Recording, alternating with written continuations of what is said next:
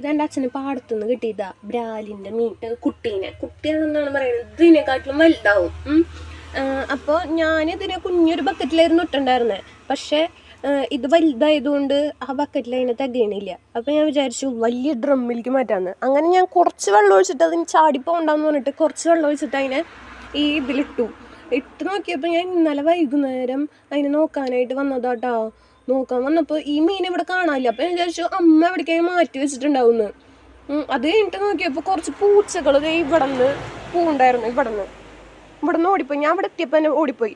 എന്നിട്ട് ഞാൻ ഇവിടേക്ക് ടോർച്ച് അടിച്ച് നോക്കിയപ്പോൾ ഇവിടെ നമ്മുടെ മീൻ കിടക്കണു. അപ്പോൾ ഞാൻ അതിനെ എടുത്തിട്ട് ഇതിലേക്ക് തന്നെ തിരിച്ചിട്ടു. പക്ഷെ അതെങ്ങനെയാണ് അതിൻ്റെ ഉള്ളിൽ നിന്ന് അവിടേക്ക് എത്തിയെന്ന് അറിയില്ല. പക്ഷെ ചാടിയതാണെന്നാണ് അമ്മയും അച്ഛനൊക്കെ പറയണത്. അപ്പം ഞാൻ എല്ലാവരുടെ അടുത്തും പറഞ്ഞു എൻ്റെ ബ്രാൽ മീൻ ചാടിപ്പോയി എന്നൊക്കെ പറഞ്ഞിട്ട് എൻ്റെ ഓഫീസിലൊക്കെ പറഞ്ഞു. അപ്പോൾ അവർ പറഞ്ഞു അങ്ങനെ ചാടൊന്നുമില്ല, അത്ര മോളിക്ക് ചാടാനൊന്നും പറ്റില്ല എന്ന് പറഞ്ഞു. ഞാൻ ഭയങ്കര തള്ളാന്നൊക്കെ പറഞ്ഞു കേട്ടോ. അവർ പറയാം കാക്ക ഊട്ടിപ്പോയതാവുന്ന്. ഇത്ര വലിയ മോഹിനെ കാക്കയ്ക്ക് കൊത്താൻ പറ്റുമോ? എനിക്കറിയാൻ പാടില്ല.